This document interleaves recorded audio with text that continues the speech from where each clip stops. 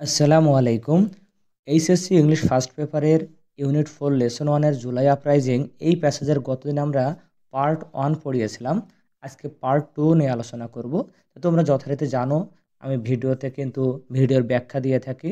নিচে দেখো গুরুত্বপূর্ণ শব্দের সিনোনিম অ্যান্টোনিম দেওয়া আছে এবং গুরুত্বপূর্ণ লাইন দাগ দেওয়া আছে। এগুলো হলো ফ্লো চার্টের অ্যান্সার এবং দেখো এমসিকিউ অ্যান্সার সহ, আবার ফ্লো চার্ট অ্যান্সার সহ। এই ফ্লো চার্টের অ্যান্সারগুলো কিন্তু প্যাসেজে দাগ দেওয়া আছে, সামারি এবং বিভিন্ন কোশ্চেনের অ্যান্সার। এক কথা হলো 35 মার্কের পুরো একটা প্যাকেজ থাকবে এই ভিডিওতে। তো অনুরোধ থাকবে হলো ভিডিওর প্রথম থেকে শেষ পর্যন্ত দেখার জন্য। আর প্যাসেজটা কিন্তু বেশ গুরুত্বপূর্ণ। তাহলে চলে যাচ্ছে জুলাই আপরাইজিংয়ের পার্ট 2তে। প্রথমে আমাদের দেওয়া আছে স্ট্যাটিস্টিক্স অফ ক্যাজুয়ালিটিস, মানে যে জুলাই যে অভ্যুত্থানে যে হতাহত হয়েছিল তার পরিসংখ্যান। তো জুলাই অভ্যুত্থানে হতাহতের পরিসংখ্যান। এ report of the UN, UN মানে ইউনাইটেড নেশনস, মানে জাতিসংঘ, জাতিসংঘের একটা প্রতিবেদন। জাতিসংঘের কোন অফিস করেছিল? হিউম্যান রাইটস অফিস, মানে জাতিসংঘের মানবাধিকার অধিদপ্তরের একটা প্রতিবেদন অনুযায়ী নোটেড দ্যাট, তারা উল্লেখ করেছিল যে the former government of Bangladesh, বাংলাদেশের সাবেক সরকার, অ্যালং উইথ ইটস সিকিউরিটি, তার নিরাপত্তা, অ্যান্ড ইন্টেলিজেন্স সার্ভিসেস, এবং গোয়েন্দা সংস্থা বা নিরাপত্তা বাহিনী এবং গোয়েন্দা সংস্থার সহযোগিতায়, and elements of the Awami League, এবং আওয়ামী লীগের অঙ্গ সংগঠনগুলো সিস্টেমেটিক্যালি, মানে পরিকল্পিতভাবে, committed severe human rights violation, মানে চরম আকারে মানবাধিকারের লঙ্ঘন করেছিল। কখন? During last years student led protest, মানে ছাত্রদের নেতৃত্বে যে আন্দোলন হয়েছিল সেই আন্দোলনে। তার মানে অর্থটা কি হলো? এখানে বলছে জাতিসংঘের মানবাধিকার যে অফিস আছে, সেই অফিসে একটা রিপোর্ট বা প্রতিবেদন করা হয়েছে। সেই প্রতিবেদনে দেখানো হয়েছে বাংলাদেশের সাবেক সরকার প্রধান এবং তার নিরাপত্তা বাহিনী, গোয়েন্দা সংস্থা এবং আওয়ামী লীগের অঙ্গ সংগঠন সবাই মিলে মানবাধিকার মানে চরমভাবে তারা কি করেছে? লঙ্ঘন করেছে। কখন? গত বছর যখন ছাত্র আন্দোলন চলছিল সেইখানে। এরপরে দেখো দ্য রিপোর্টস ফাইন্ডিংস, এই রিপোর্টের বিভিন্ন ফলাফল বা তথ্যপাত্র বেসড অন, এগুলো কিসের উপর ভিত্তি করে গড়ে উঠেছে? টেস্টিমনি, টেস্টিমনি সাক্ষ্য, অফ সিনিয়র অফিসিয়ালস, মানে বিভিন্ন জ্যেষ্ঠ সরকারি কর্মকর্তা, অ্যান্ড আদার এভিডেন্স, এবং অন্যান্য সাক্ষ্য বা প্রমাণ। এভিডেন্স মানে সাক্ষ্য। Suggest an official policy of violent repression, violent মানে হিংস্র, রিপ্রেশন মানে নিপীড়ন, এগেনস্ট বিরুদ্ধে, প্রোটেস্টার্স বা প্রোটেস্টার মানে হলো আন্দোলনকারী, অ্যান্ড সিমপ্যাথাইজার্স, এবং যারা সমর্থক ছিল।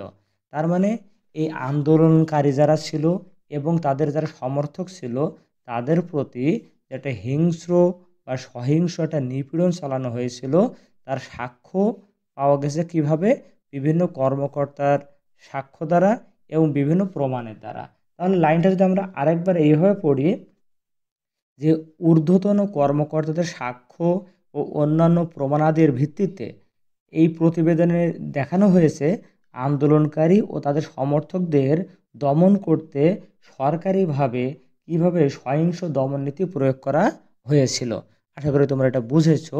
এরপর দেখো দেওয়া আছে this has led to concern, আর কনসার্ন মানে উদ্বিগ্ন বা দুশ্চিন্তা, আর এটা দুশ্চিন্তার সৃষ্টি করেছে অ্যাবাউট পটেনশিয়াল ক্রাইমস, পটেনশিয়াল মানে সম্ভাব্য, আর ক্রাইমস মানে অপরাধ, এগেনস্ট হিউম্যানিটি, মানে আর এর ফলে মানে মানবতার বিরুদ্ধে সম্ভাব্য অপরাধের একটা চিন্তা দেখা গেছে। হুইচ ওয়ারেন্ট, আর এই ওয়ারেন্ট মানে হলো কোনো কিছুর প্রয়োজন সৃষ্টি করা, এটার ভার্ব এখানে। ওয়ারেন্ট মানে কোনো কিছুর প্রয়োজন সৃষ্টি করা। ফার্দার ক্রিমিনাল ইনভেস্টিগেশন, আর এর জন্য আরও বেশি তোমার মানে ইনভেস্টিগেশন মানে তদন্তর প্রয়োজন রয়েছে। তার মানে এই যে তাদের উপরে অত্যাচার করা হলো, এটা হলো মানবাধিকার ব্যাপকভাবে ক্ষুণ্ণ হওয়ার একটা অপরাধ হয়েছে। এর জন্য এখানে আরও গভীর মানে তদন্তের দরকার আছে। The report estimates that, estimate মানে হিসাব করা, that up to 1400 people were killed between July 1 and August 5। আর এই রিপোর্টে হিসাব করে দেখানো হয়েছে যে জুলাইয়ের 1 তারিখ থেকে আগস্টের 5 তারিখ পর্যন্ত এখানে 1400-র বেশি মানুষকে হত্যা করা হয়েছিল, উইথ থাউজেন্ডস মোর ইনজিওর্ড, এবং হাজার হাজার লোক আহত হয়েছিল। A vast majority of deaths were from shootings by Bangladeshi security forces. আর এই যে মারা গেল 1400 বা তার বেশি, এর অধিকাংশ মানুষই কিন্তু মারা গিয়েছিল বাংলাদেশে যারা নিরাপত্তা বাহিনী আছে তাদের গুলিতে। হ্যাঁ, অধিকাংশ মৃত্যু হয়েছে তাদের গুলিতে। এ পার্টিকুলারলি গ্রিম, গ্রিম মানে ভয়ানক। তো দেখো আমি এখানে কিন্তু বিভিন্ন গুরুত্বপূর্ণ শব্দের সিনোনিম এখানে দিয়ে দিয়েছি, তোমরা একটু দেখে নিও, এগুলো এমসিকিউতে কাজে লাগে।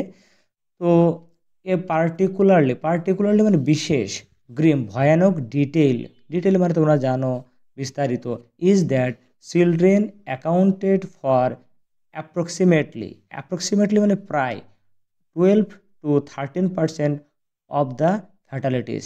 ফ্যাটালিটিস মানে এখানে হলো মৃত্যু, ফ্যাটালিটিস মানে কি মৃত্যু। তাহলে দেখো এইখানে সবচাইতে মর্মান্তিক মানে গ্রিম ভয়ানক বিষয় হলো এই নিহতদের মধ্যে 12 থেকে 13% ছিল কিন্তু শিশু।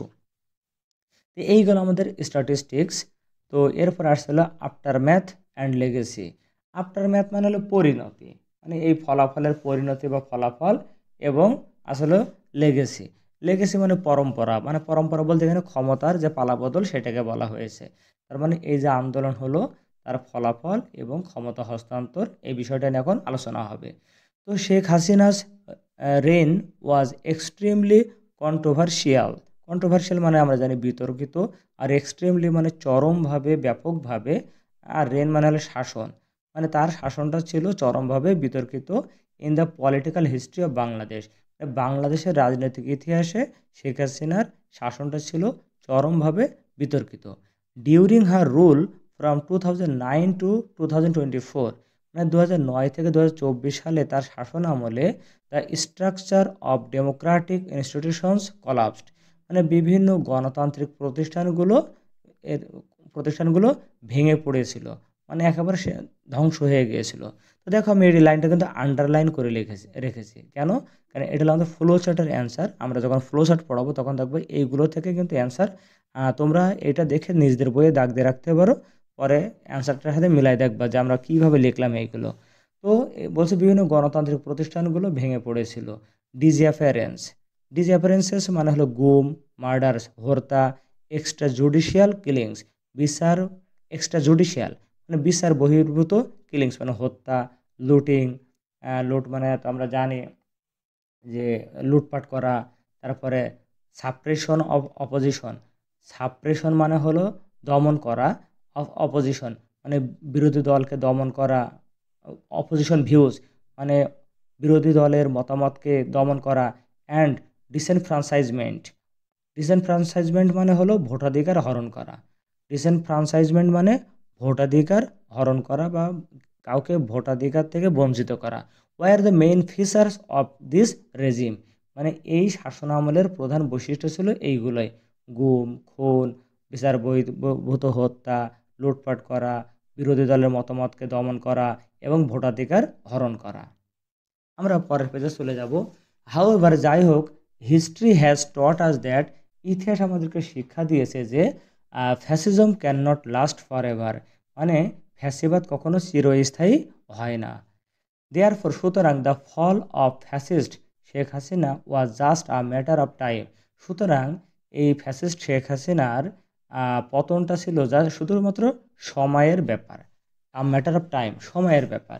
The long standing dissatisfaction, long standing মানে হলো দীর্ঘদিনের, ডিসস্যাটিসফ্যাকশন মানে অসন্তুষ্টি, মানে মানুষের ভিতরে দীর্ঘদিনের অসন্তুষ্টি against Sheikh Hasina's repressive policies, মানে তার যে দমনমূলক যে নীতি ছিল এর বিরুদ্ধে মানুষের যে দীর্ঘদিনের অসন্তুষ্টি, এটা তো আন্ডারলাইন করা আছে, এটা ফ্লোচার্টের answer.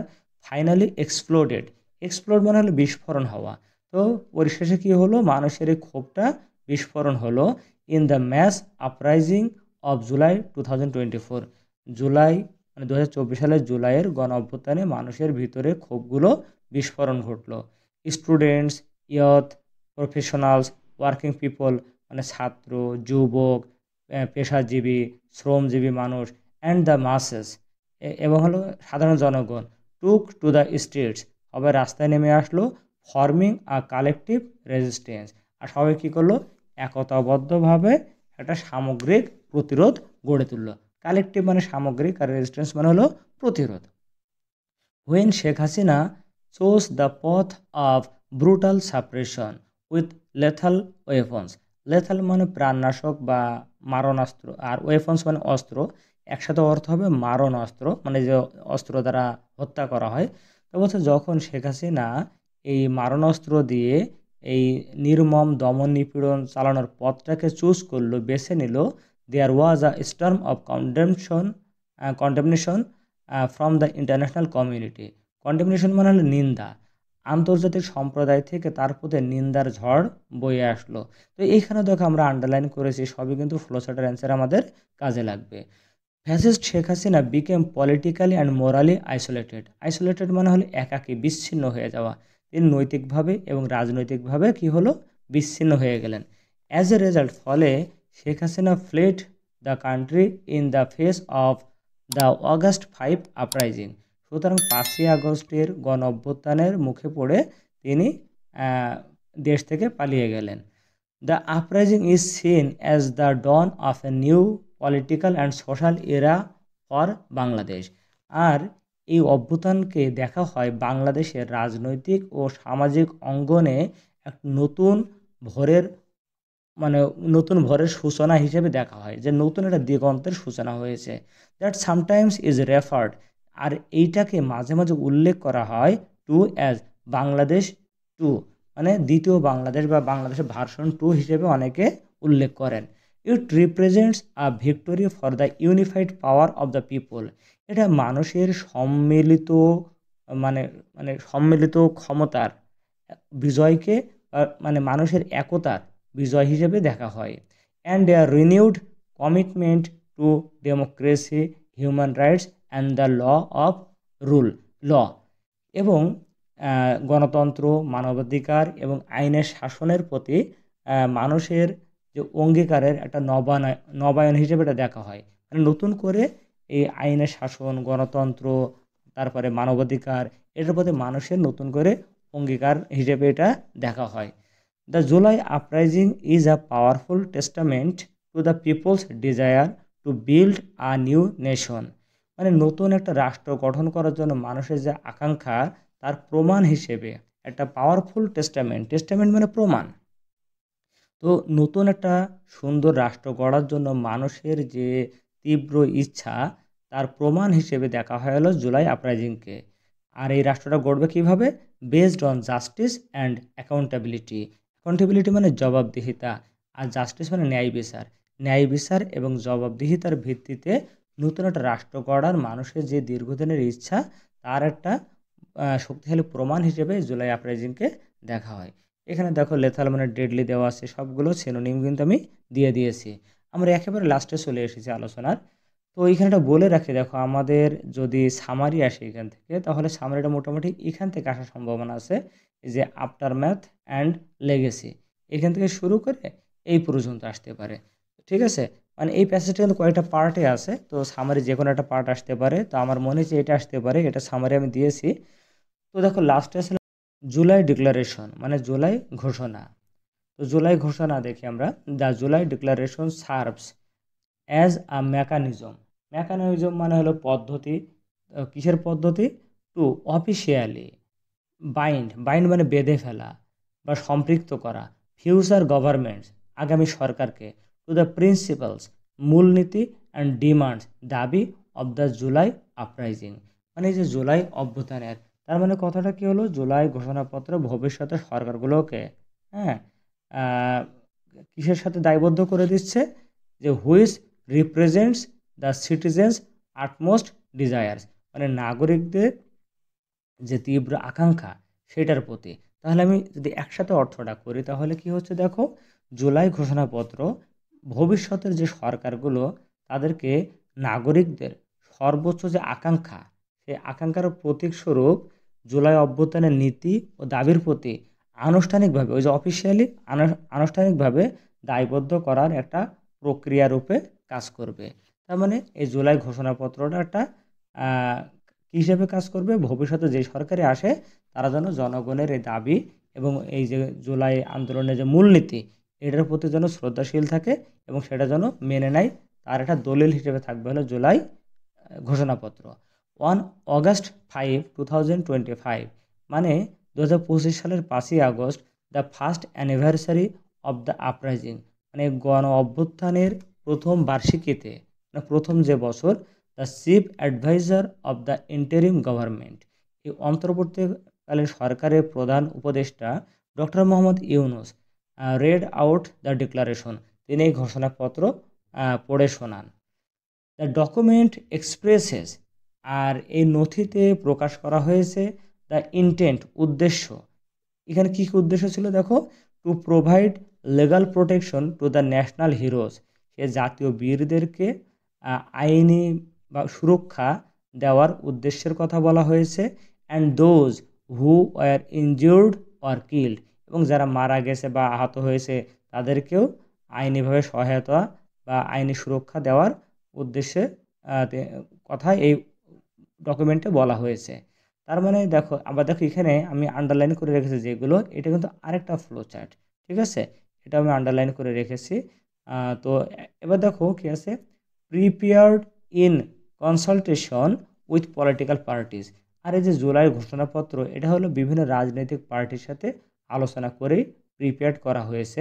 The declaration further states that, আর এই ঘোষণাপত্রে আরও বলা হয়েছে, দ্য গভর্নমেন্ট উইল গ্রান্ট, এই সরকার অনুমোদন করবে, কনস্টিটিউশনাল মানে সাংবিধানিক, অ্যান্ড স্টেট রিকগনিশন, রাষ্ট্রীয় স্বীকৃতি, to the student led mass uprising, মানে এই যে ছাত্রদের যে নেতৃত্বে গণ অভ্যুত্থান হয়েছে তার রাষ্ট্রীয় এবং সরকারি সাংবিধানিকভাবে স্বীকৃতি দান করবে। তো এই ছিল কিন্তু আমাদের প্যাসেজের আলোচনা। এখন আমরা এক এক করে এমসিকিউ, কোশ্চেন, ফ্লোচার্ট সবগুলোই আলোচনা করব। তো দেখো, প্রথমে আমরা দেখছি হলো আমাদের এমসিকিউ, ইন্টেরিম। এই যে ইন্টেরিম মানে কি, যে প্রভিশনাল, প্রভিশনাল, ঠিক আছে। এখানে দেওয়া আছে ইন্টেরিম মানে সিনোনিম কিন্তু দিয়েছিলাম ইমপারমানেন্ট, তারপরে ইন্টারমিডিয়েট মানে মধ্যবর্তী, যিনি স্থায়ী না, এই যে প্রভিশনাল, ঠিক আছে, এটা হলো ইন্টারিম মানে অন্তর্বর্তীকালীন। What is the main purpose of the July declaration, এই জুলাই ডিক্লারেশনের মেইন উদ্দেশ্যটা কি, to realise the principles and demands of the uprising, এই যেখানে কিন্তু দেওয়াই আছে যে principles and demands of the July uprising. What does disenfranchisement mean in the passage, disenfranchisement মানে বলেছিলাম ভোটাধিকার বঞ্চিত। দেখো, depriving someone of the right to vote, মানে ভোট দেওয়ার অধিকার থেকে কাউকে ডেপ্রাইভ করা, বঞ্চিত করাকে বলা হয় disenfranchisement. What would be the closest meaning for isolated, isolated মানে আমরা বলেছিলাম বিচ্ছিন্ন, এই যে ডিট্যাচড, ডিট্যাচড মানে কিন্তু বিচ্ছিন্ন, ঠিক আছে, বিচ্ছিন্ন। লনলি অনেকে বলতে চাইবে, কিন্তু আসলে লনলি মানে হলো একাকী, আর ডিট্যাচ মানে বিচ্ছিন্ন, কাউকে আলাদা করে ফেলা। What does the phrase take to the streets mean in the passage, হ্যাঁ, টেক টু দ্য স্ট্রিটস মানে কী ছিল, to protest or demonstrated in public, মানে জনসম্মুখে কোনো কিছু প্রদর্শনী করা বা প্রতিবাদ করা, এটাকে বলা হয় take to the streets.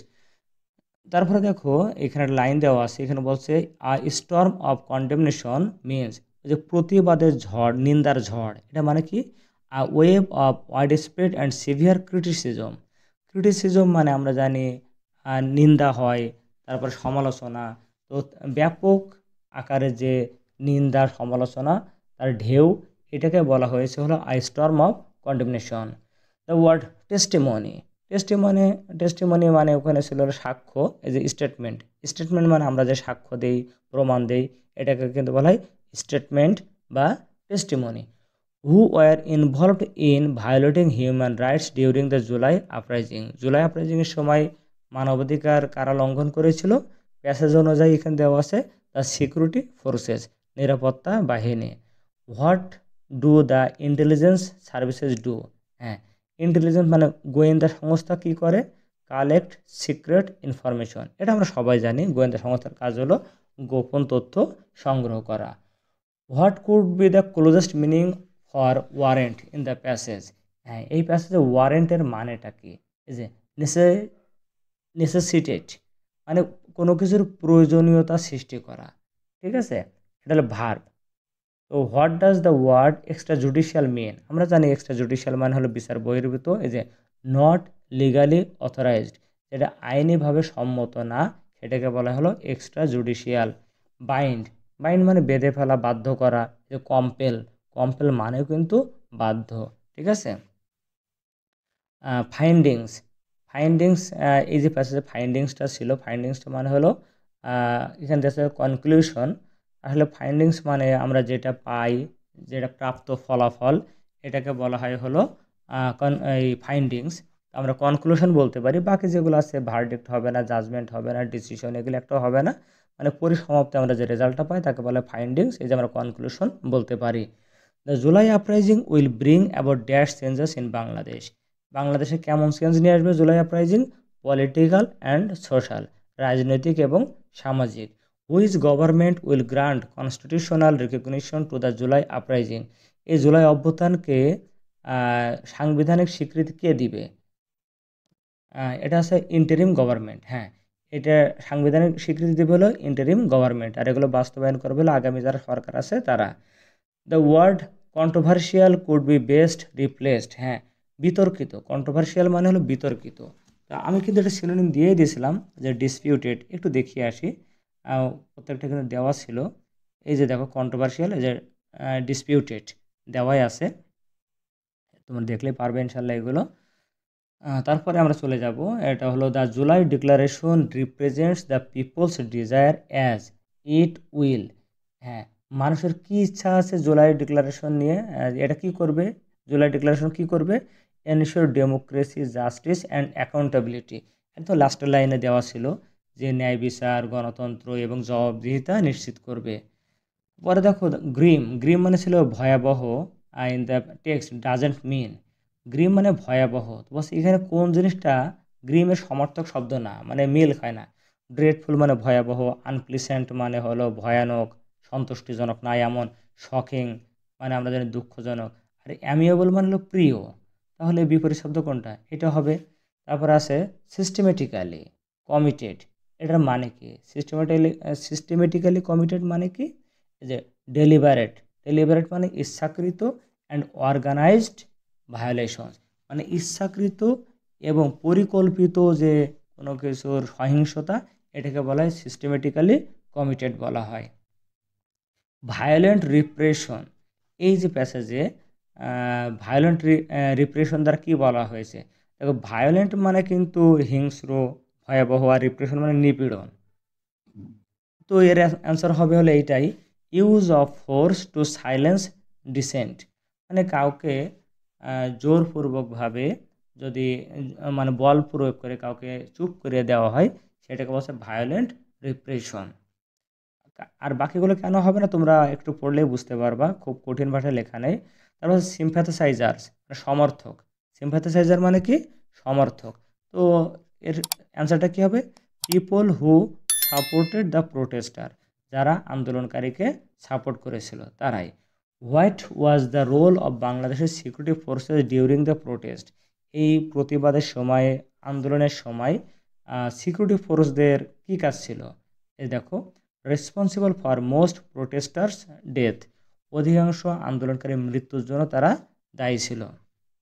MCQ একেবারে শেষে চলে এসেছি। What legal concern did the report raise? এই রিপোর্টে কোন আইনের ব্যাপারে দুশ্চিন্তা বা চিন্তার কথা গুরুত্ব দেওয়া হয়েছে? যে ক্রাইমস এগেনস্ট হিউম্যানিটি মানে মানবাধিকারের বিরুদ্ধে যে অপরাধ করা হয়েছে সেটার কথা এখানে বলা হয়েছে। হুবহু প্যাসেজে দেওয়া আছে কিন্তু এই কথাটা। The phrase utmost desires most closely means, utmost desires আমরা এখন লাস্টের প্যারাতে কিন্তু পড়েছিলাম। তো এর মানেটা কি? আটমোস্ট দেখো, the strongest and most significant wishes মানে সবচাইতে জোরালো এবং গুরুত্বপূর্ণ যে ইচ্ছা তাকে বলা হয় utmost desires. What is the tone of the UN report as described in the passage? বলছি প্যাসেজে ইউএনের যে প্রতিবেদনটা প্রকাশ করা হয়েছে এটা টোনটা কি, কোন টোনে এই রিপোর্টটা করা হয়েছে? ক্রিটিক্যাল অ্যান্ড ইনভেস্টিগেটিভ মানে তদন্তমূলক এবং সমালোচনামূলক।